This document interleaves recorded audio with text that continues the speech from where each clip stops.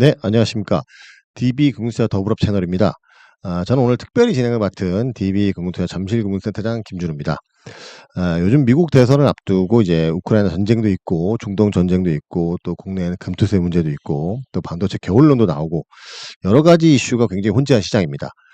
투자자 여러분들이 그 어느 때보다 굉장히 혼란스러우실 거라고 생각을 하고 있는데요. 오늘은 최선의 투자자문의 박세익 대표님을 모시고 주식시장 점검 및 대응 전략에 대해서 알아보고자 합니다. 그리고 오늘 그 링크가 나갈 건데요. 그 추첨을 통해서 10분께 우리 박세익 대표님의 투자의 본질 친필 사인본이 있는 책을 증정하는 이벤트가 있으니까 많이 좀 참여해 주시고요. 네, 말씀드리겠습니다. 이제 어렵게 모셨습니다. 최세익 투자자문의 박세익 대표님이십니다. 안녕하세요. 반갑습니다. 네, 안녕하십니까. 바쁘신 와중에도 우리 DB금융투자 더블업 채널을 찾아주셔서 정말 진심으로 감사드립니다. 그러면 이제 바로 본론으로 이제 들어가 볼 텐데요. 제가 서두에 말씀드린 대로 이런 여러 가지 혼란스러운 시장 상황 속에서 우리 투자자 여러분들이 어떤 점에 좀 유의해서 투자에 집중하면 좋을지 설명 좀 부탁드리겠습니다. 네, 미국 대선을 앞두고 마지막 변동성이 심한 장세가 지금 펼쳐지고 있는데요. 대선이 끝나고 나서 정말 경제 위기가 오면서 시장이 한 번 더 큰 폭으로 하락을 하는 그런 하드 랜딩이 올지, 아니면 예전과 같이 대선이 끝나고 나면 이 대선에 대한 불확실성이 없어지는 거잖아요. 네, 맞습니다. 그러면 기업 활동이 다시 본격적으로 재개되면서 지금 ISM 제조 PMI나 서비스 PMI도 40대에서 그냥 왔다 갔다 하거든요. 45대하고 50대 초반에서. 그런데 보통 과거의 사례를 보면 대통령 선거가 끝나잖아요. 네. 그러면 큰 경제 위기가 있었던 2001년 닷컴 버블 때라든지, 그리고 2008년도 리만 사태가 있었을 때를 제외하고는 보통은 대통령 선거가 끝나면 이 PMI가 위로 움직입니다. 그래서 최근에 이 PMI라는 게 구매 관리자에 대한 설베이다 보니까, 그 설베이에서도 보면 대통령 선거가 끝나고 나서 뭔가를 하겠다 이런 코멘트도 좀 있기 때문에, 저는 이 대통령 선거가 있었던 게 바로 앞전에는 2020년 코로나 때였고, 그죠? 네. 예, 그때도 9월하고 10월달 2달 연속 나스닥이 음봉이 나왔고, 11월부터는 그동안에 지지부진했던 반도체마저도 11월 달부터 큰 폭으로 올라가면서, 그때 6만 전자라는 오명을 썼었던 삼성전자가 6만 원을 뚫으면서 그냥 11월, 12월, 1월 초에 96,800원까지 한달음에 그냥 70% 수익이 났었는데, 네. 그래서 연말 되면 다시 반도체 가격도 오르면서 여러 가지 경기가 다시 살아나는 듯한 그런 모습을 저는 기대를 하고 있는데, 혹시라도 하드 랜딩이 왔었던 데는 2008년이에요. 네. 2008년도에 같은 경우에는 보면 그때 아들 부시였죠. 예, 아들 부시가 좀 쓸쓸한 퇴임을 하게 됩니다. 네. 2001년도 대통령 되자마자 그다음 첫 해에 9.12 테러도 겪었었는데, 그래도 2004년도에 재선을 성공적으로 재선에 성공을 했었는데, 2008년 퇴임을 할 때는 너무나 이제 좀 비참하게 네, 맞습니다. 퇴임을 하게 되는데, 그때가 2008년도에도 대통령 선거 있기 전에 PMI가 40대에서 왔다 갔다 하다가 리만 사태, 이 서프라임 모기지 사태가 불거지면서 오히려 PMI가 더 밑으로 30대로 이렇게 곤두박질치거든요.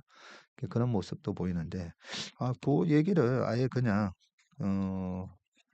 그 PMI 표를 보면서 네. 얘기를 하는 게 좀 나을 수도 있는데, 그거는 나중에 뒤에서 따로 말씀 한번 드리겠습니다. 그 표가 나오면 말씀을 드리고, 지금은 전반적으로 먼저 결론부터 제가 말씀을 드리고 설명을 드리려고 하는 거니까.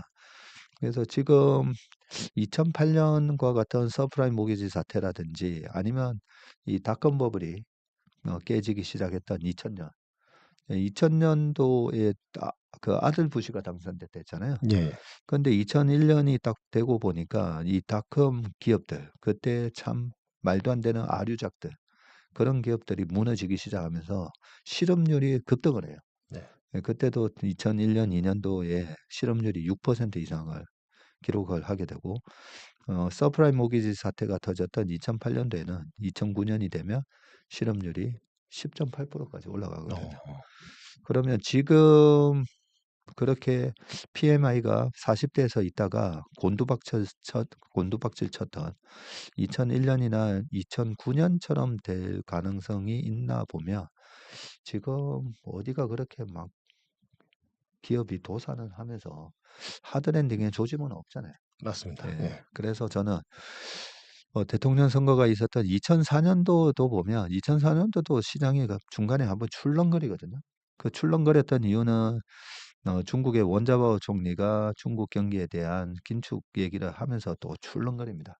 근데 그때도 사실 대통령 선거에 대한 영향을 좀 받았었고요. 2012년도 하면 뭐 남유럽 위기, 네, 남유럽 맞습니다. 예. 위기로 난리칠 때였는데 지금과 상황하고 비교해 보면 그때가 훨씬 더 후달거리는 그런 맞습니다. 상황이었는데 2012년도에 그 피거스 국가들의 채권 금리가 막 국채 금리가 20% 이상 네. 치솟으면서 정말 분위기 안 좋았었거든요. 네, 맞습니다. 예, 그 와중에도 2012년도에도 오바마의 재선이었죠. 네. 네, 오바마가 결국은 재선되고 2013년도에 시장이 우리는 좀 박스피였긴 했지만 2013년도에 미국의 애플이라든지 아마존 네, 그런 기업들의 랠리가 계속됩니다. 네. 네. 그리고 썼던 부분하고 가장 흡사한 거는 지금 2016년이죠. 2016년 같은 경우가 트럼프랑 힐러리였거든요. 네. 이번에는 트럼프랑 해리스잖아요. 맞습니다. 그래서 트럼프랑 해리스인데 그때 당시도 트럼프가 워낙 이 보호무역주의에 관한 얘기를 많이 했기 때문에 네. 트럼프가 되면 큰일 나겠구나. 예, 그런 느낌 때문에 대통령 선거가 있기 전 10월부터 시장이 밑으로 곤두박질치거든요. 우리나라 시장이. 네. 그리고 대통령 선거가 끝나고 나서는 우리나라 코스피가 플러스 한 3.3으로 끝나고요. 코스닥도 많이 빠졌다가 조금 회복시키면서 마이너스 7%대 끝납니다. 네. 지금 우리나라 시장이 코스피 마이너스 한 2%대 네. 그리고 코스닥이 마이너스 12%대인데 저는 11월, 12월 달에 좀 낙폭을 회복하면서 2016년하고 거의 비슷한 모습으로 끝나지 않을까 예, 그런 생각하고 그러면 2017년은 어떻게 됐는지 궁금하잖아요. 맞습니다. 예. 2017년에는 코스닥, 코스피 양쪽 모두 다 20% 이상 상승을 합니다. 네, 음. 코스닥도 최근에 이제 코스닥 시장이 너무 안 좋아서 걱정들을 많이 하실 건데 2025년이지 않아요, 내년? 네. 내년 되면 2017년하고 비슷하게 네, 시장이 좀 빠르게 반등을 하고 우리나라 코스피도 마찬가지로 20%대의 그런 반등이 내년 상반기에 있을 거라 그렇게 생각합니다. 마지막으로 이제 미국 시장에 대한 큰 그림도 말씀드리면 미국 같은 경우에 지금 S&P 500의 PER이 21배 정도 하잖아요. 예. 자, 21배인데 주가가 많이 올랐거든요. 맞습니다. 22년 10월 달에 S&P 500이 3,500까지 빠졌었는데 지금 거의 6,000 다 와가잖아요. 네. 그런 상황에서 야, 이거 밸류에이션이 너무 부담스럽지 않을까 걱정을 하실 건데 PR이 21배예요. 왜냐하면 음. 이익이 계속 그쵸. 예, 예. 늘었기 때문에. 그래서 2019년 같은 경우에는 페드가 금리 인하를 하면서 S&P 500이 28.8%나 올랐을 때는 EPS 증가율이 1%였어요. 음. 근데 지금은 그나마 연초 이후로 EPS 증가율이 거의 9% 가까이 나오거든요. 계속 이익이 늘어나면서 주가가 같이 오르다 보니까 주가가 많이 오른 것 같이 보이는데 PR이 21배대로 지키고 있고 21배에서는 저는 지난 7월 달에도 약간 좀 조심하자. 네. 대선을 앞두고 예예. 미국 시장도 한번 출렁일 수 있다라고 얘기했던 게 여전히 미 국채 금리가 4%대. 네. 그러면 4%면 주식으로 따지면 우리가 일드 캡이라고 해가지고 일드 갭이라고 해가지고 PR을 역수로 나누는 거 있잖아요. 네. 그럼 PR이 20배면 1 나누기 20 하면 5%, 네. PR이 25배면 1 나누기 25 하면 4%. 네네. 인데 지난번 작년도에도 보면 미 국채 금리가 5%였잖아요. 10년물이. 맞습니다. 예. 그러면 국채 금리가 5%인데 주식이 PER이 21배, 2배, 23배까지 갔었으니까. 그러면 일드 갭으로 보면 그냥 미국 채 사는 게 나아요. 네. 맞습니다. 2년 국채 금리도 그때 뭐 5% 했었으니까. 그래서 이 금리가 지금 상단을 약간 좀 막고 있는 느낌이거든요. 네네. 네, EPS가 계속 올라오면 꾸역꾸역 이익 증가율만큼은 올라오긴 할 건데 금리가 약간 문제인데 최근에 10월 달에 들어와서 최근 조정에 또 오늘은 우리나라 시장이 반등을 했지만 어제 좀 기분 나쁘게 네. 빠졌잖아요. 맞습니다. 예, 그 기분 나쁘게 빠진 이유가 금리가 4.2를 가버리니까. 네. 작년 10월 달에도 국채 금리가 10년물이 5% 가면서 우리나라 시장 2,300 깨졌었잖아요. 맞습니다. 예. 예, 그 정도로 이제 금리하고 주식하고의 기대 수익률하고의 그 차이 때문에 발생하는 조정이 한 번씩 있는데 그래서 금리가 작년하고 좀 다른 점은 작년 10월만 하더라도 페드가 도대체 금리를 언제 낮출 건지 네. 이 피벗에 대한 전혀 힌트를 안 줄 때였었잖아요. 네네. 그런데 지금은 어쨌든 9월 18일 날 첫 금리 인하했고 11월 7일 있고 그다음에 또 12월 내년 해서 금리를 이제는 낮추는 국면에 들어갔기 때문에 작년 10월 달처럼 야, 이거 10년물 국채 금리가 4.2에서 4.5, 4.7 되면 어떡하나? 예, 요런 걱정은 이 투자자들이 하지는 않는다는 거죠. 맞습니다. 예, 그래서 오늘 같은 경우에 이제 반등이 들어갔고 지금부터는 저희 고객분들한테도 말씀드리지만 저희한테 맡겨놓은 자금 말고도 개인적으로 많이 하시잖아요. 네. 그냥 지금부터는 지난 7월, 8월 달에는 트레이딩 개념을 말씀드렸는데 이번 10월 달에 저희 회사 전망이 10월부터는 이제 적극 매수예요. 예, 적극 그냥 매수. 네. 10월 달에 그냥 적극적으로 매수해서 11월, 12월, 1월 달에 있을 랠리에 준비를 하라는 거죠. 네. 네. 자주 말씀하셨던 그 할로윈 전략도 이제 또 네. 11월 1일부터 기대가 됩니다. 그 할로윈 전략이 이제는 좀 일반인들 퀀트를 좀 공부하시는 분들은 아시겠지만 예전에는 제가 그걸 한 15년 전에 들었을 때는 에이, 무슨 그런 말도 안 되는 전략이 있나. 예. 예, 실제로 제가 그렇게 대답을 했었어요. 아니 무슨 10월 말에 사서 5월 달에 파는 그런 단순하고 무식한 전략이 있나 했었는데 제가 무식했더라고요. 예.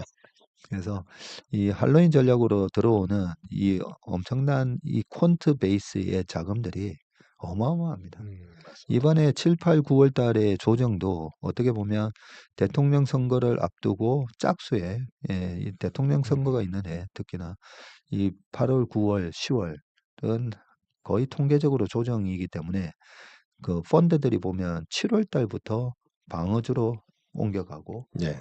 이미 약간 디펜시브한 그런 포지션으로 바꿔가면서 하이텍이라든지 반도체를 까고 예, 예. 채권 사고 그다음에 유나이티드 헬스나 코카콜라나 이런 방어주로 옮겼다고. 네.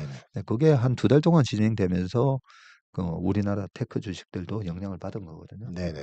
그런데 얘네들의 퀀트 전략으로 보면 할로윈 전략에 따르면 이제부터는 10월 말부터 11월 한 달 내내 또 위험 자산 그리고 약간 디펜시브보다는 공격적인 그로스 네. 스탁 성장주의 주식을 사는 전략입니다. 걔네들의 전략이. 예. 그러면 11월 달부터 또 매수가 들어오게 돼 있고 네.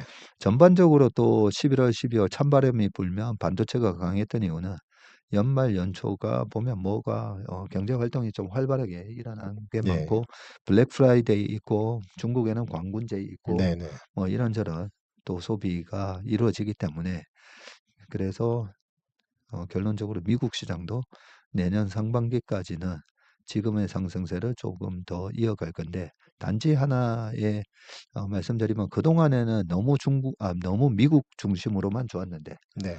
최근에 중국 증시 급등했잖아요. 맞습니다. 예. 네. 그래서 오늘 골드만삭스에서 나온 리포트를 한번 읽어봤더니 앞으로 10년간은 미국의 주가 수익률은 3%에 그칠 가능성이 높다.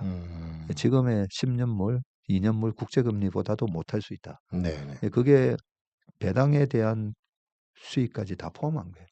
그러니까 그동안에 10년 평균은 한 13% 나오거든요. 예. 장기 평균은 한 11% 나오는데 네. 뭐 3%? 그 정도로 그렇게 약해진다고? 그죠? 배당 포함이면 굉장히 약해지는 것 같아요. 굉장히 네. 약한 거죠. 그게 지금 너무 빅테크의 이 M7에 쏠려 있는 이 시총 네. 때문에 다른 하우스도 아니고 모건 스탠리가 그런 얘기를 했으면 모건 스탠리는 전통적으로 이제 좀 베어리시하게 보는 하우스니까. 예. 근데 골드만삭스는 전통적으로 또 예예. 불리시한 하우스잖아요. 네네. 근데 야 골드만삭스가 미국 시장에 대해서 그런 얘기를 하다니 그런 생각도 들었는데 아무튼 내년 상반기는 그동안에 우리나라 국장에 대해서 많이 좀 짜증도 나고 하셨을 건데 내년에는 그래도 우리나라 시장이 조금 더 미국 시장보다 좀 아웃퍼폼할 네. 가능성이 높다. 네네. 예. 고렇게까지 정리드리고 그 중국 시장 말씀드려야 되는데 중국은 10년마다 특히나 3, 4, 5 예. 특히나 5 자 들어가는 해가 항상 불을 뿜기 시작하는 해였기 음. 때문에 딱 내년 2025년이네요. 네 예. 내내 딱 2025년입니다. 그렇고 보면 1995년도에 1994, 95년도 우리나라 석유화학부터 시작해 가지고 그때도 차이나 스토리가 좀 있었고요. 네. 2005년도에는 2008년 베이징 올림픽을 앞두고 인프라 사이클이 시작됐었죠. 네네. 2004년, 5년, 6년, 7년까지. 그리고 2015년도에는 2013년, 14년부터 중국에서 오리온 초코파이로 생일 잔치하는 음. 그런 장면들이 뉴스에 나왔던 게 그때 당시에요. 네네. 그러면서 2012, 13 요때 우리나라 음식료가 되게 안 좋았던 게 우리나라에 웰빙 바람이 불었었거든요. 음. 그러면서 과자 먹지 말고 라면 먹지 말고 그러면서 주가가 되게 안 좋았다가 중국의 14억 인구가 우리나라 음식료를 먹기 시작하네 네. 하면서 13, 14, 15, 15년도는 뭐 많이들 아시다시피 화장품이 날아가던 맞습니다. 그런 아모레퍼시픽부터 산성 LNS라는 마스크백 만드는 회사까지 그러면서 중국 소비재가 날아갔었기 때문에 항상 5자 들어가는 해는 중국 모멘텀이 있었다. 네네. 이번에도 그렇다고 이번에도 있을까? 과거에 있었으니까 있을 거라고 믿고 투자하는 게 나는 거죠. 맞습니다. 그래서 중국의 모멘텀이 있으면 우리나라 시장에 조금 그나마 활력을 좀 찾기 때문에 예예. 그동안에 이 짜증이 너무 지금 이빠이 이렇게 차 있는 시장이긴 한데 내년에 그런 부분들이 좀 해소되면서 좀 기분 좋은 수익률로 좀 보답을 해주는 해야 된다. 네. 그렇게 생각합니다. 뭐 일단 미국도 이제 어쨌건 대통령이 새로 누가 이기든 대통령이 새로 취임을 하고 중국도 이제 시진핑 주석이 직접 나가서 이제 경기 부양을 하고 있으니까 글로벌 G2가 경기 부양을 하는데 경기 침체가 올 거다? 제가 봐도 좀 약간 어폐가 있는 말이 아닌가 싶은 생각이 듭니다. 네. 네. 말씀하신 대로 우리가 지금 글로벌하게 이 유동성 있잖아요. 네. 그 유동성에 가장 큰 영향을 미치는 국가가 방금 말씀하셨던 G1, G2 맞습니다. 국가잖아요. 예.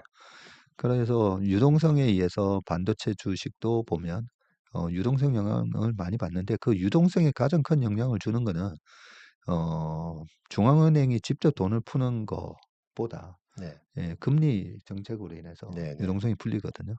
그래서 지금 중국이 계속 금리 내렸잖아요. 맞습니다. 예. 그래서 중국의 유동성이 풀리고 시작했고 미국도 그동안에 긴축이었는데 네. 지금은 그 타이트닝 하는 부분을 앞으로 이제 푸는 걸로 피벗이 바뀌었기 때문에 그래서 시장이 나쁘지 않을 거다. 네네. 말씀하신 대로 하드 랜딩보다는 약간 경기가 그렇게 뭐 썩 좋거나 나쁘지는 않은데 유동성 랠리 예예. 그런 거를 좀 기대해도 되지 않나 싶습니다. 예. 그러면 이제 준비해 주신 자료를 좀 보면서 또 몇 가지 또 추가적으로 여러분들에게 드릴 수 있는 팁이 있을지 좀 살펴보도록 하겠는데요.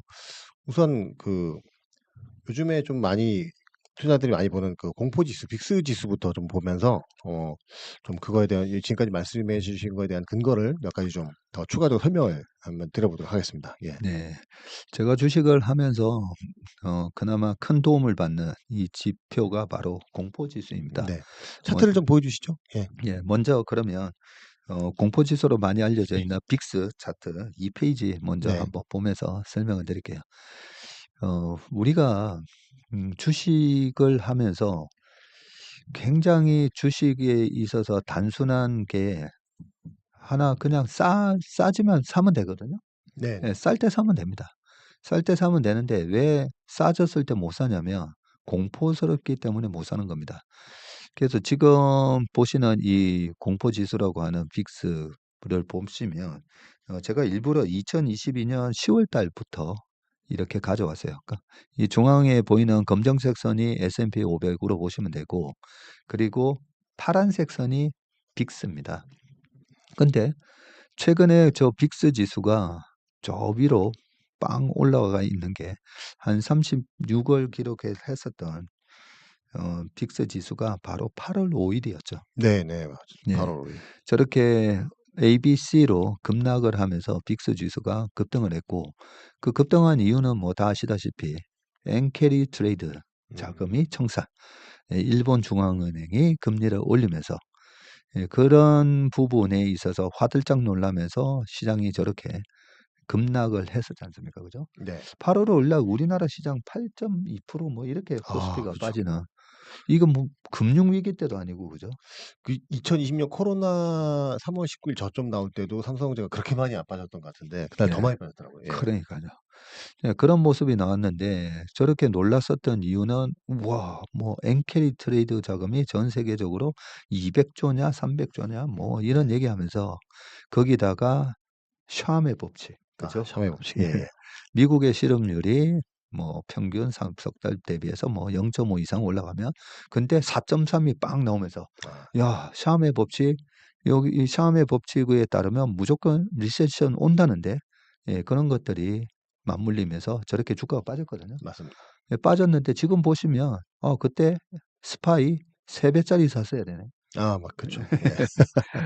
뭐 그런 속설이라든지 여러 가지 QQQ를 라든지, 예, 그런 걸 샀어야 되는데 왜 못 사냐면 공포스럽기 때문이죠. 맞습니다. 그리고 저 공포에 또 많은 사람들이 팔았기 때문에, 네. 예, 팔았기 때문에 저렇게 주가가 눌렀는데, 제가 여의도의 대표적인 낙관론자잖아요. 네. 그 낙관론자가 돈을 벌고 비관론자가 명성을 얻는다. 맞습니다. 예. 정확한 얘기입니다. 예, 이 방송을 지금 보시는 분도 내가 명성을 얻어서 교수가 되고 싶다. 네. 예, 그런 분들은 계속 비관적인 그런 얘기 하셔도 돼요. 예. 근데 다 돈 벌려고 하시는 거잖아요. 맞습니다. 주식 예. 투자해서 돈 벌려고 하는 건데, 그러면 너무나도 단순한 그 돈을 버는 원리 중에 하나가 공포스러울 때 사는 겁니다. 예예. 그리고 제가 지금 밑에다가 지금 써 놨는데요. 주식 시장의 공포 지수는 이 레버리지 포지션에 있는 사람들이 더 공포스럽겠죠. 네 예, 맞습니다. 내 돈 1억인데 신용 다 써 가지고 4억을 하고 있으면 25% 빠지면 깡통이잖아요. 맞습니다. 네. 그래서 그 공포스러운 사람은 누구냐면 레버리지 포지션을 갖고 있는 사람들이 저런 모습이 나오면 어쩔 수 없이 밑에서 손절을 할 수밖에 없어요. 네. 예, 그렇게 나오는 저 눌림목에 그냥 내가 레버리지 포지션으로 투자를 하는 분들이 아니라면 사면 됩니다. 사면. 네. 예, 사면 되는데 살 때 어떤 마음으로 사시면 되냐면 이 공포의 크기만큼 향후 투자 수익이 날 거다. 예, 그렇게 보시면 되고 저는 항상 네. 그런 마음으로 삽니다. 그래서 지금 이번에 8월 5일 날 빅스가 장중에는 뭐 65까지 갔었는데 네. 큰 폭의 반등의 수익을 줬죠. 네네.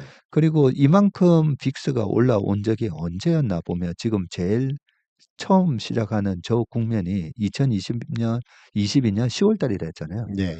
2022년 10월 11일 요때 언저리로 미국이 바닥쳤잖아요. 네. 예, S&P 500이 3,500을 찍었는데 그때도 보면 빅스가 이번만큼 올라가지는 않았어요. 아 맞습니다. 예. 지금 빅스 지수 왼쪽이 보면 빅스 차트의 스케일이 나오는데 그때 한 33, 4 나왔거든요. 근데 이번에 보세요. 그때보다도 더 심한 공포감을 줬다는 거죠. 아 네. 그래서 주식을 하실 때는 빅스 지수라든지 좀 이따가 우리나라 푸콜 보여드릴 건데 빅스나 푸콜을 보면서 대중들이 이렇게 공포스러워할 때는 그 공포에 맞서야 됩니다. 네. 근데 보통은 공포에 맞서지 않고 어떻게 하시죠? 유튜브를 찾아보면서 이런 공포스러운 이유의 원인에 대해서 네. 뭔가 근데 보통은 조회수가 많이 나오는 유튜브가 뭐냐면 여기서 더 빠진다. 맞습니다. 여기서 예. 더 박살난다. 예, 그런 얘기가 더 공포감을 자극하기 때문에 아무래도 더 많이 보게 돼 있잖아요. 네.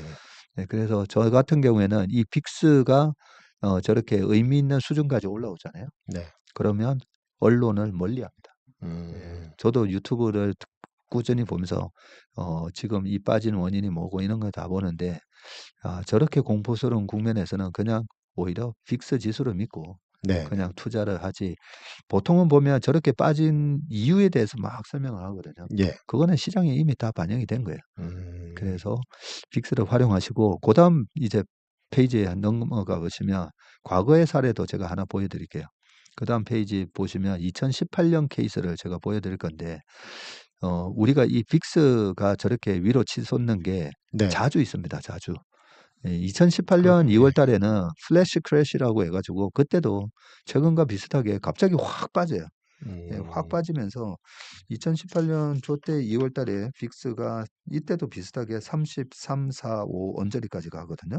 네. 예, 그러고 나서 또 급반등하잖아요. 그죠? 맞습니다. 예, 예. 급반등하고 그래서 지금 보시는 게 저희 회사 운용 시스템에 저희가 만들어 놓은 건데 제가 중간에 빨간 선을 그어놨거든요. 예. 빅스 25에 일부러 그어놨어요. 음. 그래서 빅스가 25를 뚫게 되면 보통 헤지펀드들이나 그런 데서는 저기서 손절을 해요. 아. 왜냐하면 빅스가 80 갔던 경우가 한 번씩 있잖아요. 그러네요. 예, 예. 그 80 같은 경우가 2008년 그리고 2020년 3월 코로나 때 그때 그렇게까지 가도록 놔뒀다가는 헤지펀드들이 그냥 청산당하죠. 빵 맞습니다. 돼버리니까. 예. 그래서 그 레버리지를 쓰는 헤지펀드들이 저 25에서 손절할 때 나는 산다는 거죠. 네, 그래서 이렇게 빅스를 활용하셔가지고 공포에 바겐 헌팅한다라는 마음으로 사시면 됩니다. 저거는 미국 지수이고요. 우리나라 지수에서 풋콜 레이셔를 제가 아주 유용하게 써먹는데 그 다음 페이지를 보시면 우리나라의 풋콜 레이셔가 나옵니다. 네. 풋 거래 대금이 콜 거래 대금보다 훨씬 많아지면 예, 풋콜 레이셔가 1이 아니라 1.2, 1.4, 1.6 이렇게 되겠죠. 네. 그래서 5일 평균이 1.3 이상이 나오게 되면 저렇게 막대 그래프가 발생하도록 저희가 만들어 놓은 건데 이 풋콜 레이셔 보시면 이번에 8월 5일 아주 짙게 며칠 나오죠. 아, 예, 네. 나오고 그리고 다시 쌍바닥이 나왔던 9월 초 또 한 네네. 번에 저 풋콜 레이셔가 나옵니다. 그만큼 뭔가 무섭다는 겁니다. 네네. 무서우니까 사람들이 어떤 행동을 하냐면 막 풋을 사요. 아, 예. 예, 풋을 막 사는데 왜냐하면 더 빠질 거다고 확신을 하고. 음. 근데 저 8월 5일 날 풋콜 레이셔가 저렇게 막 떴을 때 너무나 안타까운 일이 발생했는 게 그 8월 초, 7월 말에 외국인들이 풋 외가격 옵션을 사는 거예요. 네. 2,400이 깨져야 행사되는 외가격 옵션을 사서 아니 만기까지 며칠 안 남았는데 얘네들이 이걸 왜 사지? 음. 예, 좀 그게 의심스러웠었는데 8월 5일 날 저렇게 시장이 바닥치는 날 외국인이 8월 5일, 8월 6일 이틀 동안 2,900억을 팔거든요. 풋옵션을. 네네. 예, 거의 한 200배 가까이 먹고 파는데 그걸 누가 샀냐면 우리나라 개인이 샀어요. 아, 참 예, 듣기만 해도 안타깝습니다. 네. 그 2,900억을 그냥 이틀 만에 외국인한테 이렇게 퍼다 준 겁니다. 예, 그 정도로 저 상황에서 추가적으로 더 빠진다는 확신을 갖고 풋옵션 배팅을 하는데 항상 보지만 풋콜 레이셔에서 저렇게 풋옵션에 대중들이 많이 쏠릴 때가 항상 바닥이에요. 네. 그래서 우리가 투자를 할 때 이 공포에 맞설 수 있는 이런 계량적인 지표를 갖고 그 공포에 왜 맞서면 돈을 버냐면요. 모든 주가의 가격은 네. 효율적 시장 가설이라고 뭐 아시죠? 네. 유진 파마 교수가 얘기했던 네네. 모든 정보는 시장에 다 반영이 돼 있기 때문에 맞습니다. 뭐 PER이든 PBR이든 이런 걸로 초과 수익을 낼 수 없다라는 게 유진 파마 네. 교수님의 얘기인데 제가 보니까 초과 수익을 내는 방법이 있더라고요. 어. 그게 뭐냐면 공포의 음. 주식을 싸게 내던질 때 사는 거예요. 그렇죠. 예. 네. 그러면 저럴 때 공포의 이유에 대해서 막 나와서 설명하시는 분도 많거든요. 네네. 다 맞는 얘기예요. 네. 다 맞는 얘기인데 그렇기 때문에 공포스러워서 주식을 싸게 판다는 거죠. 음. 다 맞는 얘기인데 그럴 때는 저는 그 공포에 디스카운트 된 주식을 사니까 그만큼 초과 수익이 나온다는 거거든요. 네. 그래서 오늘 이 DB 금투의 월간 더블업 세미나에 와서 제가 우리 시청자분들한테 드릴 수 있는 평생 주식을 해서 돈을 벌 수 있는 하나의 꿀팁을 드리면 저는 이렇게 빅스랑 푸코를 이용해서 모두가 저렇게 공포스러워할 때 주식을 사면 네네. 네, 그러면 상위 10% 안에 수익률을 거둘 수가 있습니다. 네네. 우리가 주식을 망치는 이유는 저렇게 쌀 때 저한테도 질문이 옵니다. 전무님 여기서 손절해야 되나요? 아. 네. 아니면 전무님 여기서 주식 팔고 달러를 사야 되나요? 아니면 금을 사야 되나요? 그런데 저런 국면에서 주식을 싸게 사는 게 주식 투자에 가장 쉽게 돈을 버는 방법 중에 하나다. 네, 네네. 그렇게 말씀드리고 싶습니다. 아까 말씀하신 것 중에 저도 참 와닿는 게 이제 저렇게 빅스가 올라가고 이렇게 이럴 때 언론을 멀리한다고 말씀하시지 않습니까? 네. 저도 주변에 고객들한테 항상 말씀드린 것 중에 하나가 우리나라는 미국처럼 금융 투자 비중이 높지 않은 나라지 않습니까? 우리나라 부동산 투자 비중이 훨씬 높은데 그래서 우리나라의 4대 일간지나 이제 지상파 3사 뉴스들을 보면은 금융 관련된 뉴스가 거의 평상시에 안 나오거든요. 근데 네네. 저렇게 이제 빅스가 올라갔을 때 급락이 있을 때는 4대 일간지에서 일면에 주식이 폭락했다. 네. 또는 지상파 3사 뉴스 헤드라인에 오늘 주식시장 많이 빠졌다. 블랙먼데 이런 뉴스들이 나오거든요. 네. 그러니까 항상 보면은 그 언론에서 평상시 금융수 얘기를 잘 하지 않는 지상파 3사라든가 4대 일간지에서 그런 얘기들이 나올 때가 보면은 예외 없이 항상 기회였던 것 같아요. 네, 근데 요즘에 유튜브를 또 많이 하다 보면은 그런 알고리즘을 찾으면 계속 부정적인 뉴스만 계속 뜨니까 말씀하신 대로 그럴 때는 좀 아까 말씀하신 대로 포컬레이션이나 이거 빅스에 대한 딱 기준을 갖고 있으면 그때 흔들리지 않고 앞으로도 이런 일은 계속 또 반복될 테니까 좋은 투자에 좀 팁이 되지 않을까. 예, 그렇게 생각을 하게 됩니다. 예. 맞습니다. 그 가장 간단한 예로는요. 작년 10월 달에 이스라엘 하마스 네. 전쟁도 있었고 예전에 보면 우리나라에 연평도 포격 사건 이런 거 있잖아요. 네. 근데 연평도 포격 사건이 있었을 때 보면 이 푸콜레이션이나 이런 것들이 빵 튀거든요. 오, 이거 큰일 난 거 아니야? 전쟁 난 거 아니야? 네. 막 이러면서 빵 튀는데 그때 6시 뉴스, 9시 뉴스, 밤 12시 자정 뉴스 보잖아요. 네. 무시무시해요. 맞습니다. 예, 예. 아니 본토를 이제 공격당한 거잖아요. 네네. 야, 이게 정전이 깨졌나? 예, 그러면서 보면 주식 못 삽니다. 예, 맞습니다. 그럴 때는 그 언론을 보시는 게 아니라 그냥 지표만 보고 네. 이렇게 공포감이 극대화됐을 때는 사면 먹던데 하면서 그래서 저희 업계에서 되게 노련한 형님이 그때 야, 너 시간 내서 주식 야, 긁어 모아야 된다면서 막. 근데 저도 오랫동안 주식을 했지만 야, 이거 내일 한 번 더 빠지는 거 아닌가 하는데도 막 사더라고요. 그런 이슈가 있었을 때 그냥 2-3일을 안 가요. 바로 회복합니다. 네, 그래서 좋은 말씀해 주셨는데 우리가 공포스러운 일이 있을 때는 그냥 객관적인 기술적 지표를 오히려 믿고 주식 투자를 네네. 하는 게 낫다고 생각합니다. 예.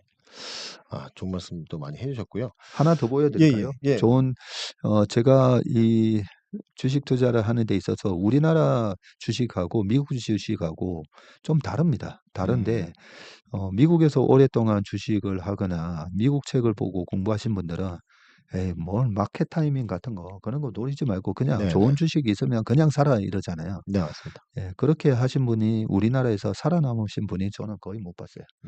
예, 우리나라는 마켓 타이밍 되게 중요하고 비쌀 때 사면 절대 안 되고요. 쌀 때 사야 예. 되고.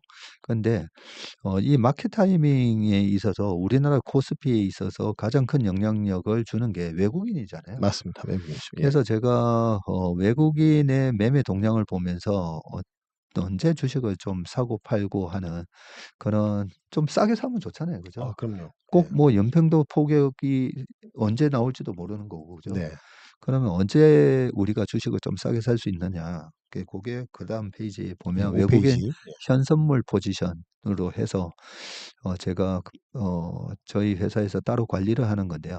외국인 현물 매수랑 네. 선물 매수를 합한 겁니다. 예. 예, 순매수를 합한 겁니다. 음. 자, 이걸 보시면 이것도 2022년 10월 달부터거든요. 네. 2022년 10월이면 여전히 미국 시장이 바닥을 찍을 때였잖아요. 네네. 근데 그때도 보면 외국인이 지금 빨간색 막대 차트는 외국인 현선물 합쳐가지고 순매수를 했다는 거고요. 예예. 옆에 3천, 뭐, 만, 이런 식으로 돼 있는데, 5천이네요. 5천 가면 일평균 5천억을 샀다는 거예요. 네. 현선물 합쳐가지고. 자, 저 때도 보면 11월, 12월, 1월, 2월, 3월까지는 외국인이 거의 안 팔죠. 네. 근데 우리나라 주식은 저렇게 등락은 심합니다. 등락은 음. 심한데 외국인이 그때 당시에도 10월 말부터 그 다음 해 한 3, 4, 5월까지는 주식을 샀고 네. 중간에 우리나라 주식이 쭉 빠지고 제가 파란색 점선 박스로 네네. 해놓은 그때를 보면 이때가 작년 23년 7월 말부터예요.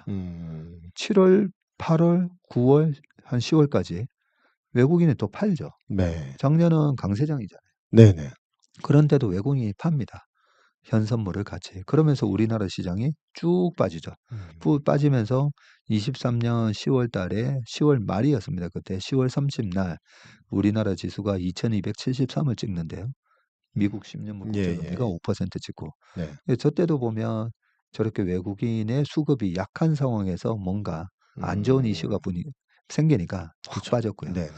저 때도 10월 말에 저점을 코스피가 이제 바닥 밑으로 쭉 빠지잖아요. 예. 근데 외국인 현선물을 보면 막대 그래프가 살짝 위로 올라가고 있어요. 네네. 매도 규모가 줄어들고 있다는 거죠. 예. 저런 걸 보면서 11월 달부터는 또 항상 할로윈 전략으로 외국인들은 돌아오니까 네. 그러면서 11월, 12월, 1월 저 랠리를 먹을 수가 있는데 음.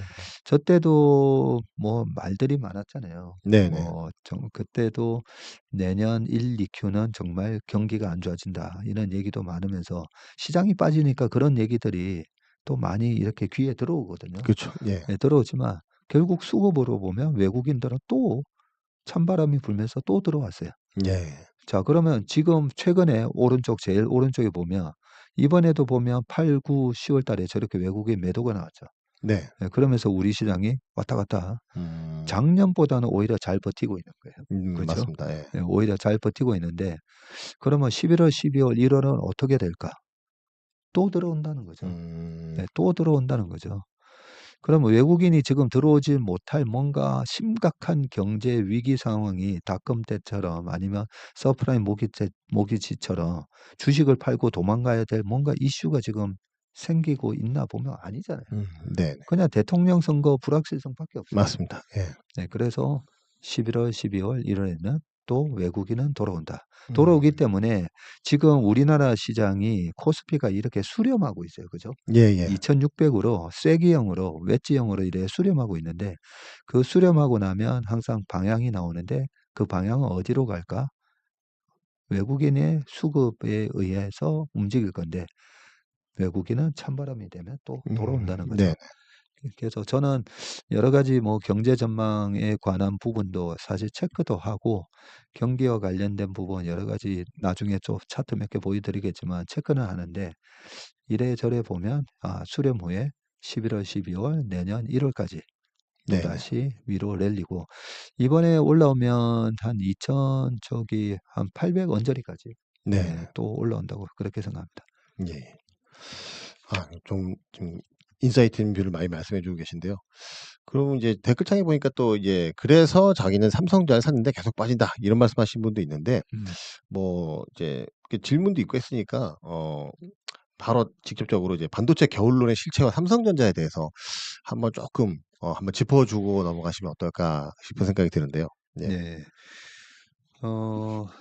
삼성전자하고 반도체가 폭망을 하는데 우리나라 지수가 2,800 가지는 않겠죠. 그죠? 맞습니다. 예. 예. 외국인들이 들어오면 아무래도 뭐 그 지수 따라 사게 되면 시총 큰 삼성전자도 안 살 수가 없으니까 34 페이지네요. 예. 네. 그래서 34 페이지 보면서 말씀을 드리도록 예예. 하겠습니다. 자, 지금 반도체를 얘기해야 되니까 반도체 업황을 먼저 얘기하고 삼성전자를 네네. 얘기하는 게 낫겠죠. 그죠? 예, 반도체 업황을 보면 지금 하이닉스가 순수 반도체 회사니까 하이닉스의 월봉 차트입니다. 지금 월봉 차트를 보면 제일 위에가 RSI로 약간 과열 양상을 나타내다가 최근에 빠졌었는데 제가 일부러 업데이트를 안 하고 9월 24일까지의 요 차트를 그대로 들고 왔어요. 네네. 예, 9월 24일까지 3개월 연속 음봉 맞으니까 무섭잖아요. 맞습니다. 거기다가 모건 스탠리가 반도체 겨울 온다고 하니까 얼마나 무섭겠습니까? 그죠? 예예. 끝났다라고 하니까. 네. 그런데 모건 스탠리가 이렇게 반도체 겨울이 온다라고 얘기를 한 거는 이번이 처음이 아니죠. 예예. 그래서 과거에는 모건 스탠리가 겨울 온다라고 하는 이는 반도체 매도 콜을 언제 했었나 보면 바로 앞전에 제가 일부러 초록색 화살표로 저렇게 표시를 해놨습니다. 네네. 초록색 화살표로 21년 8월 달에 반도체 겨울이 온다는 리포트가 나오고요. 예. 예, 이미 21년 초에 고점을 쳤잖아요. 맞습니다. 예. 반도체 고점이 저때도 마이크론, 하이닉스, 삼성전자 모두 1분기에 고점이 나왔는데 2분기, 3분기가 반도체 약간 미숙이 들어가고 하면서 저렇게 주가가 질질질질 좀 흘러내렸었거든요. 네네. 흘러내리는데 8월 달에 그때도 8월 달에 반도체 겨울이 온다는 리포트가 나오면서 많이 빠졌는데 보통 우리가 영화 친구에 나오는 것처럼 많이 묻다 이거 하는데 그거다 대고 반도체 겨울 온다고 하면서 한 두세 달 더 빠져요. 예, 네네. 그러면서 8, 9, 10월 달에는 20개월 이평선까지 저렇게 깹니다. 깼다가 11월, 12월에 급반등을 하죠. 예, 급반등을 하면서 저때 하이닉스가 15만 500원을 고점을 찍었다가 9만 원까지 빠지니까 네. 15만 원에서 9만 원 많이 빠졌죠. 많이 많이 빠졌죠. 예. 빠졌는데 다시 13만 원까지 2달 만에 저렇게 맞습니다. 예. 급반등을 했고 그래서 이번에도 9월 달에 저렇게 빠졌을 때 과거에 모건 스탠리의 매도 콜이 있고 나서는 항상 저렇게 너무 빨랐기 때문에 반도체 괜찮네 하면서 저 21년 11월, 12월에 급반등을 할 때 모건 스탠리에서 반성문을 발표해요. 네네. 네, 반성문을 내면서 이런 반도체 수요가 있었는데 내가 잘못 봤다. 그러면서 목표가도 수정하고 하면서 그다음 페이지 아예 마이크론들 보면서 또 말씀드릴게요. 그다음 페이지 한번 볼까요? 이 중간에 동그라미 두 개가 있는데 오른쪽 네. 동그라미가 모건 스탠리의 반도체 매도 얘기 나왔던 저때고 네네. 저때 보시면 마이크론이 11월, 12월 올라가면서 네. 신고가가 납니다. 예예. 신고가. 예, 21년 초에 있었던 97불대를 98불 정도 하면서 1불 차이로 신고가를 내고 그전에 반도체 또 매도 콜이 언제 있었냐면요. 2017년 11월 달인데 예예. 왼쪽에 동그라미에 초록색 화살표 그 매도 콜이 나오면서 저렇게 비석형 음봉이 나오고 그다음 달도 빠집니다. 11월, 12월 2달 연속. 왜냐하면 모건 스탠리의 그런 매도 콜이 나오면 외국인들한테 영향을 주거든요. 맞습니다. 예. 예, 그래서 2달 연속 팔았더니 1, 2, 3, 4 해가지고 2018년도에 저렇게 1, 2, 3, 4, 5 하면서 올라오는데 저때 반도체 영업이익률이 2018년도에 하이닉스가 영업이익률 50% 나오거든요. 그쵸. 예, 요즘 우리가 TSMC 40%대, 엔비디아 60%대 영업이익 보면서 부러워하는데 저때 2017년 말에서 2018년 1Q, 2Q가 영업이익률이 무려 50% 나오면서 2017년 11월에 고점을 훌러덩 먹기잖아요. 예. 저때도 모건 스탠리의 매도 콜이 너무 빨랐다. 그래서 제가 밑에다가 이렇게 적어놨어요. 겨울이 오는 것을 항상 늦 여름에 통보해 준다는 거죠. 네네. 늦가을에 얘기해야 되잖아요. 맞습니다. 예. 늦가을에 이제 겨울 오니까 조심하세요. 이제 찬바람 불 거니까 따뜻한 옷 챙기세요 해야 되는데 너무 늦여름에 얘기해서 겨울 잠바 꺼내서 파카 꺼내 놨더니 안 춥다는 거죠. 이번 예예. 가을에도 좀 더웠잖아요. 맞습니다. 예. 네. 그런 현상이 이번에도 나타날 거다. 그래서 마이크론 90불대 그다음에 하이닉스 이번에 14만 원까지 빠졌었는데 네. 15만 원, 16만 원에는 그거는 모건 스탠리한테 땡큐 하면서 음. 션 킴인가 그렇더라고요. 예예. 땡큐 션 하면서 예. 김씨네요. 예. 사면 된다는 거죠. 그리고 근데 그래도 모건 스탠리의 반도체 겨울이 얘기를 하고 나면 저렇게 좀 너무 빨라서 그렇지 겨울은 옵니다. 네네. 겨울은 오기 때문에 이번에 반도체 물리신 분들 뭐 하이닉스 같은 경우에는 별로 뭐 거의 200,000원 나왔고 이번에 음.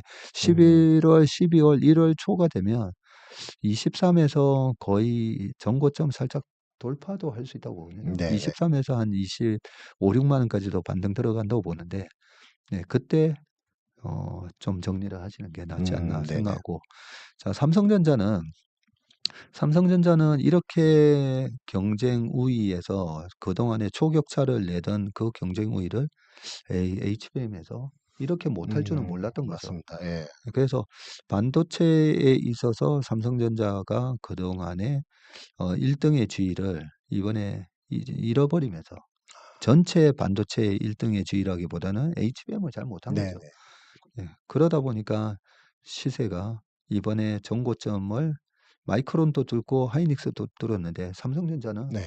지난 21년 1월에 96,800원 못 뚫었어요. 못 들었죠. 예. 종가 기준으로는 88,000원 하면서 종가 기준으로는 뚫긴 했는데 그거는 이제 경쟁 우위에서 아무래도 전자가 파운드리 21년 1월 달에 96,000원을 할 때 12만 원짜리 리포트가 나왔었거든요. 네네. 그때 리포트 읽어보면 파운드리, 그다음에 시스템 반도체, 음. 그다음에 하만 카돈 인수한 거, 네네. 뭐 이런저런 아주 이 장밋빛 리포트 전망에 네네. 대한 부분이 맞습니다. 많았는데 파운드리 그렇고 지금 모바일은 모바일대로 중국이 빠르게 쫓아오고 네네. 있죠. 그리고 D램은 그래도 잘했는데 하이닉스한테 네. 오히려 1등 제의를 뺏겼고 네네. 그래서 그거는 뭐 삼성전자가 경쟁 우위에서 약간 뒤처진 거는 그거는 뭐 부정할 수 없는 부분이고요. 네. 그렇기 때문에 이 전자 같은 경우에도 내년 초까지 HBM4에서는 그래도 우리가 뭔가 음. 제대로 했다. 네. 요런 거를 보여주지 못하면 네네. 그러면 이번에 반도체 사이클 내년 3월 정도에 그냥 뭐 얼마가 갔든 일단 자르고 나와야 된다라고 음. 생각하고 이번에 반등이 들어가면서 실적이 나쁘지는 않을 거기 때문에 예예. 그래도 뭐 7만 원, 5천 원 언저리까지는 네. 올라올 거라고 생각하기 때문에 지금 6만 원대에서 '이걸 손절해야 되나.' 하시는 분들은 1월 달까지는 네. 그나마 가지고 계셔도 되고 우리나라 삼성전자의 개인 평균 단가가 한 69,000원 정도 되더라고요. 네네. 그래서 그나마 그래도 '수익은 내고 나오실 수 있다.' 네. 그렇게 생각합니다. 예, 얼마 전에 보니까 이제 삼성전자 실적 발표를 하고 나서 이제 삼성전자 부회장께서 그 이제 반성문을 발표했지 않습니까? 예. 근데 저는 이제 개인적으로는 저도 이제 우리 박세익 대표님 영향을 많이 받아서 저도 굉장히 긍정론자인데 예전에 그 이건희 회장님이 프랑크푸르트 선언을 하면서 삼성전자가 달라졌지 않습니까? 네. 뭐 아누라 자식 빼고는 다 바꿔라. 예. 다 바뀌기 싫으면은 바뀌는 사람 발목을 잡지 마라. 굉장히 그게 어. 프랑크푸르트 선언이 굉장히 유명한 선언이었는데 저는 뭐 이번에 오너이신 이재용 회장님은 아마 안 했지만 그래도 그 삼성전자의 그 오너가 삼성의 최고 경영자가 이제 그 반성문을 썼다는 것도 시간이 흐르면은 프랑크푸르트 선언에 이어서 굉장히 큰 이제 이정표가 남지 않을까. 그러니까 제가 개인적으로 그거를 보면서 느낀 거는 이게 대국민 사과 뭐 이런 것도 있겠지만 삼성전자 내부 임직원들을 향한 일종의 다시 달리자는 경고의 메시지 이런 것도 좀 담겨 있다고 봐서 저는 그런 걸로 봤을 때는 이제 대표님의 뷰에 맞춰서 이제 삼성전자도 굉장히 좀 환골탈퇴하려고 열심히 노력하지 않을까. 그래서 지금 삼성전자 많이 담고 계신 분들도 크게 걱정하지 마시고 좀 기다려 보시면 수익을 꼭 볼 수 있지 않을까. 여기서 굳이 더 빠질 거라 생각하고 손절하는 참 어리석은 선택은 안 하시는 게 좋지 않을까라는 조심스러운 의견 저도 한번 드려보겠습니다. 예예. 아주 좋은 말씀하셨고요. 저도 그 전영영 부회장의 그 반성문 얘기를 보면서 그래도 한편으로는 화도 나면서도 한편으로는 약간 긍정적으로 봤던 이유가 뭐냐면 화가 났던 부분은 그 세 가지를 얘기하셨었는데요. 네. 첫 번째는 예전과 같은 초격차 기술력을 음. 다시 복원시키겠다. 네. 요런 부분이고 세 번째 얘기하셨던 게 바로 이 조직 문화를 바꾸겠다는 네네. 거거든요.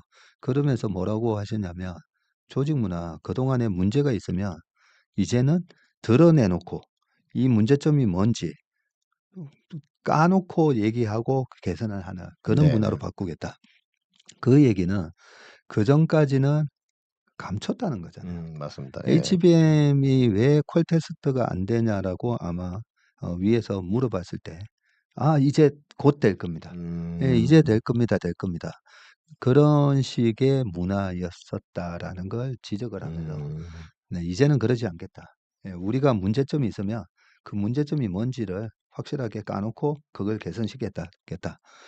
그런 말씀을 하셔서 저는 오히려 그전까지 한 1년 우리가 사실은 이 숨기고 있는 걸 몰랐던 거잖아요. 그쵸. 예. 그거는 어떻게 보면 이 삼성전자의 저력을 믿고 많은 분들이 400만 명이 넘는 우리나라 개인 주주분들이 투자를 해 주셨는데 거기에 대해서 계속 약간 변명을 한 거잖아요. 네네. 그 부분은 이번에 확실하게 개선시키겠다라고 얘기하셨기 때문에 네.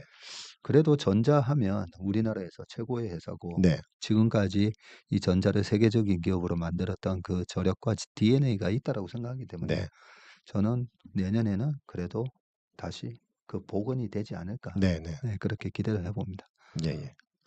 저도 기대도 하고 또 응원도 하도록 하겠습니다. 네.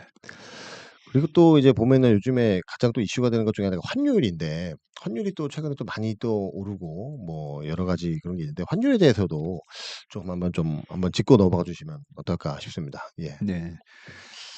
환율이 이렇게 높은 이유는 우리는 그동안에 한 20년 동안 네. 주식 투자하신 분들이 거의 다 한 20년, 30년 하셨다고 봤을 때 네. 그동안에 환율이 급등을 했던 거는 뭔가 위기가 올 때 급등을 네네. 했었잖아요. 네. 그래서 1,400원을 넘어가거나 이랬을 때 '야 정말 뭔가 위기가 오는구나.'라고 생각을 하셨는데 이 환율이 위기가 와야만 급등을 하는 건 아니고요. 1980년 초에 보면 지금은 달러 인덱스가 한 105 정도 하는데 예예.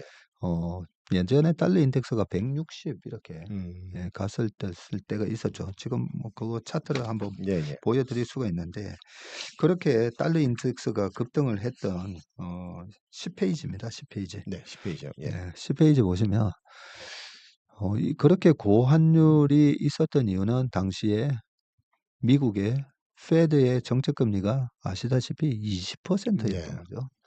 예, 페드의 금리를 20%로 만들어 놓고 그러다 보니까 10년물 국채 금리가 저때 당시에 16%대까지 갔어요. 그냥 10년 국채 금리 채권 사면 16%를 주는 그건 말도 안 되는 예. 그러다 보니까 돈이 전부 다 예, 미국으로 쏠릴 수밖에 없는 거죠. 네네. 달러를 사서 미국채를 투자하면 되니까.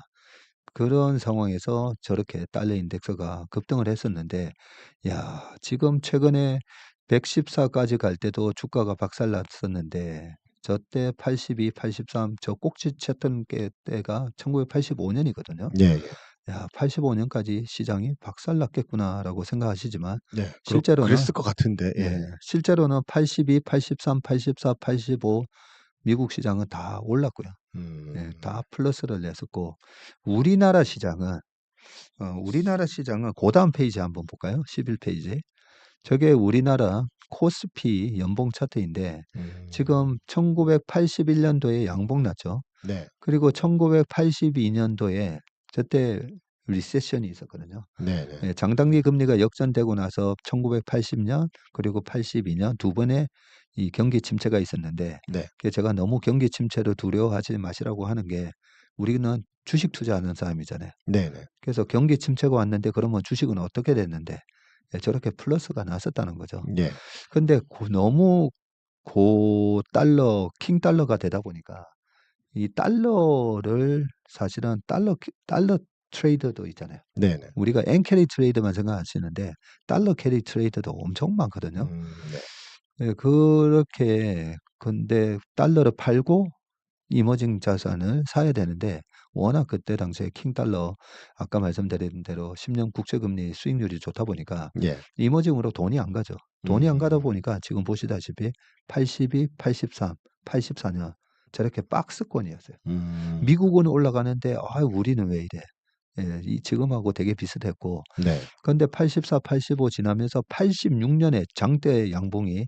빵빵빵 나오잖아요. 맞습니다. 86, 87, 88 장대 양봉이 나오는데 그게 바로 85년에 있었던 9월에 있었던 플라자 합의 이후로 음. 이제 너무 달러 대비 엔화가 그때 240이었으니까요. 야, 엔화 가치 좀 절상시켜 하면서 딱 2년 만에 240엔이 120엔이 되거든요. 네. 그러면 우리나라 환율 1,300원이 650원 된다고 보시면 돼요. 네. 그런 와중에 일본, 우리나라 내수 기업들이 폭등을 하기 시작합니다. 저때 집값이 반포뿐만 아니라 우리나라 집값이 폭등을 했죠. 일본의 부동산이 폭등을 하고 그게 다 환율의 영향을 받았던 네네. 거거든요. 그래서 결론적으로 말씀드리면 최근처럼 환율이 가기만 하면 그동안에 우리는 2, 30년 동안에 IMF도 겪고 뭔가 위기가 와야만 환율이 급등한다라고 네, 그렇게 맞습니다. 알고 있는데 예. 그게 아니라 미국의 물가를 잡기 위한 저런 통화 정책 때문에 달러가 강하면서 환율이 이렇게 올라가는 경우도 있고 네. 자 여기서 하나만 더 말씀드리면 저 82년 83년도 우리가 저 박스권 보이잖아요. 네. 저때 일본의 수출 기업 중에 자동차 회사들 예. 토요타, 혼다, 닛산 뭐 이런 마즈다 등등 일본의 자동차 회사 주가가 저기서 따블이 나요. 예. 왜냐하면 달러 너무 강하잖아요. 네네. 그러니까 수출이 너무 잘 되고 미국의 자동차는 죽을 상이 되고 네. 일본의 경박단소한 자동차들이 그때 당시에 미국 시장 점유율이 3배가 늘어납니다. 한 17%까지 늘어나는데 그 와중에 일본의 수출 기업들이 폭등했었다. 그래서 우리가 달러가 강하니까 지금 상황에서 뭔가 위기가 온다. 그래서 주식을 빼고 쉬어야 된다. 이렇게 보실 게 아니라 네. 그렇게 하드 랜딩은 아닌데 근데 고환율 상황은 당분간 좀 더 지속될 수가 있기 때문에 이 고환율 상황에서 웃는 회사들 많을 거 아니에요. 환율이 그쵸. 좋아서. 예예. 네, 환율이 너무 좋아서 지금 뒤에서 웃으면서 장사를 하는 기업은 뭔지 예, 그런 거를 골라서 투자하는 게 맞고 그동안에는 미국 가서 장사를 잘했던 삼양라면, 네네. 그다음에 전력설비, 네네. 그리고 미국에서 자동차 잘 팔고 있었던 현대기아차 예. 등등 해서 미국에서 달러를 잘 벌어들여왔던 그런 기업들이 강세를 보였는데 지금처럼 환율이 높으면 내년까지 그 고환율의 수혜를 보는 기업들 사면 됩니다. 네네. 네. 이게 환율까지 짚어봤고요. 이제 일단은 이슈 중에서는 마지막 이슈로 이제 또 저희가 안 짚고 넘어갈 수가 없는데 곧 있을 미국 대선에 대해서 미국 대선이 시장에 줄 수 있는 영향, 미국 대선 전후로 해서 이제 어떻게 투자자들이 이 미국 대선 이슈는 어떤 식으로 우리 투자자 참고를 하면 좋을지 미국 대선에 대해서 한번 좀 짚어주시죠. 예. 네. 제가 잘 모르는 분야 중에 하나가 정치인데요. 우리나라 정치, 미국 정치 다 잘 모릅니다. 잘 모르는데 정치가 어떻게 주식 시장에 좀 영향을 주는가 그 부분에 대해서는 많이 공부를 해보다 보니까 미국의 선거가 우리나라 시장에 영향을 참 많이 주는구나. 네네. 근데 영향을 많이 주는 선거는 미국 대통령 선거가 아니라 오히려 미국 중간 선거가 있었던데 예, 그때 오히려 시장에 영향을 많이 줬고요. 그러면 중간 선거가 있었던 때가 22년, 그리고 2018년, 예, 그리고 2014년, 2010년 뭐 이렇게 거슬러 올라갈 수가 있죠. 그래서 중간 선거 결과에 의해서 뭔가 이루어진 게 아니라 희한하게 중간 선거가 있었던 해는 이상하게 시장의 변동성이 좀 심해지더라. 뭐 네네. 이런 거가 하나의 참고가 되고요. 실제로 대통령 미국 4년 차에 보면 대통령 2년 차가 경제 성장률이 평균적으로 제일 낮게 나와요. 네. 그러면 좀 의심을 할 수가 있죠. 트럼프도 2018년도에 대통령 2년 차에 갑자기 미중 무역 갈등을 가져왔고 네. 중국한테 관세를 때리겠다고 했던 게 2018년 3월부터였거든요. 네. 왜 하필? 그때 그렇게 했다가 2019년 말부터 다시 미국과 중국의 무역 합의를 추진합니다. 네네. 그래서 결국 2020년 1월 15일인가에 전격적으로 합의를 하거든요. 네네. 이렇게 합의할 거 뭘 하러 그렇게 그러니까요. 했나 예. 싶기도 한데 물론 미국이 얻어낸 게 있지만 그래서 2018년도에 주가를 눌러놨다가 2019년도에 금리도 3번 내리고 주가도 28.8% 오르고 예. 그러면서 2020년도에 이렇게 중국하고의 무역 분쟁도 내가 잘 타결했고 네. 주가도 이렇게 많이 올랐고 내가 대통령 하니까 음. 봐봐 잘 됐지. 요런 걸 보여주려고 했다가 음. 코로나가 터지면서 그렇죠. 예. 완전 도루묵이 돼 버렸죠. 네네. 그런 약간의 정치적으로 중간 선거는 버리고 대통령 선거에 한 해 전부터 그렇게 대통령 선거에 집중을 해서 뭔가 하는 그런 게 있지 않았나라는 생각 때문에 선거에 우리나라 영향을 많이 받는데 최근에 아까 PMI도 말씀드렸지만 대통령 선거를 앞두고 PMI 구매 관리자 서베이 지수잖아요. 네. 그 어떤 식으로 답변을 했나 봤더니 그 답변 중에 일단 대통령 선거가 결정되고 나서 뭔가를 하겠다. 음. 요런 내용들이 있습니다. 실제로 네. 그렇습니다. 그죠? 그래서 이 대통령이 해리스가 되냐 트럼프가 되느냐에 따라서 약간 이 정책에 영향을 받는 네네. 친환경 기업이라든지 뭐 여러 가지 네. 칩스법이 됐던 IRA 법안이 됐던 그런 거에 영향을 받는 기업은 일단 누가 되는지 보고 결정하자 이럴 거잖아요. 맞습니다. 예. 그래서 대통령 선거가 있던 해는 전반적으로 대통령 선거 한 2-3개월 전에 조정을 받고 네. 대통령이 결정이 내고 나면 또 올라가더라. 근데 이쪽이 됐다고 해서 뭐 확 빠지고 저쪽이 됐다고 해서 확 빠지고 그러지는 않더라. 네. 왜 그런가 했더니 미국은 상원, 하원 제도가 있고 네네. 대통령을 또 적절하게 하원과 상원이 견제도 할 수가 있고 그렇게 상권 분립이 잘 돼 있기 때문에 네네. 대통령이 누가 되느냐에 따라서 크게 시장이 영향을 안 받았기 때문에 그런 게 아닌가 이런 음. 생각이 듭니다. 네. 투자자 여러분들도 뭐 요즘 뉴스에 보면은 트램프 트레이드, 해리스 트레이드 얘기 많은데 그런 거 잔잔한 파도에 너무 휩쓸리지 마시고 큰 뷰를 가지고 좀 투자를 하시면 좋을 것 같습니다. 그리고 우리 박세희 대표님의 이런 뷰를 함께 공유할 수 있는 방법이 또 있습니다. 저희 가까운 DB금융사 지점을 찾아주시면 제슬리의 투자이림 상품이나 랩 상품이나 상품들이 많이 있기 때문에 가까운 지점 찾아서 상담 받으시고 박세희 대표님의 뷰를 함께 공유하면서 투자하실 수 있는 방법이 있다는 점도 아울러 말씀드리도록 하겠습니다.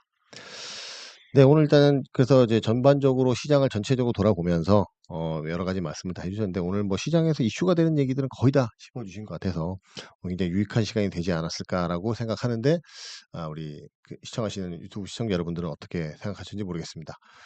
앞으로도 또 이제 박세희 대표님 또 시간 되시면 또 모실 수 있도록 하고 또 이제 여러 가지 인사이트를 많이 공유하기 위해서 계속해서 노력하는 더블업 채널이 되도록 하겠습니다. 네, 선생님 오늘 끝으로 투자 여러분들한테 마지막 인사 한 말씀 해주시죠. 예. 네. 2024년 이 대통령 선거가 있는 이 짝수해가 골프로 따지면 난이도 한 2-3, 핸디캡 2-3에 해당되는 해라고 연초부터 네. 말씀드렸는데요. 예. 이 짝수해 대통령 선거가 특히나 끝나고 그다음에 대통령 1년 차, 1년 차가 됐을 때 아까 말씀드린 대로 지금은 중국도 경기 부양하려고 하고 대통령이 처음 됐는데 경기가 박살나는 걸 누가 원하겠습니까? 그죠? 네네. 그래서 내년 시장이 올해 참 힘든 장에 손실도 많이 나시고 올해 수익을 내신 분들은 제가 올해 수익을 내셨다고요? 야, 그러면 거의 이글 하신 거나 마찬가지예요. 그렇게 음. 얘기하거든요. 네네. 핸디캡 1-2번 홀에서 야, 버디 이글을 하신 거나 마찬가지다라고 말씀을 드리는데 내년 상반기까지는 오히려 이제는 좀 쉬운 홀로 네. 돈을 벌기 좋은 장으로 진입을 하니까 올해 좀 힘드셨더라도 내년까지는 큰 돈 버셔 가지고 올해 손실 다 만회하시고 네네. 내년에 정말 웃으면서 연말을 맞을 수 있는 그런 해가 되기를 바라겠습니다. 네. 오늘 긴 시간 동안 함께 해주셔서 너무 박세희 대표님 감사드리고요. DB금융투자 이제 모든 지점에서 박세희 대표님의 표를 함께 할 수 있는 방법이 있으니까 지점을 찾아주시면 상담 받으시고 이렇게 좋은 투자가 또 계속 이어질 수 있을 거라고 생각합니다. 오늘 긴 시간 동안 함께 해주신 박세희 대표님 너무 감사드리고요. 우리 월간 더블업쌤이라는 또 좋은 컨텐츠를 가지고 또 다음에 찾아뵙도록 하겠습니다. 오늘 말씀 감사합니다.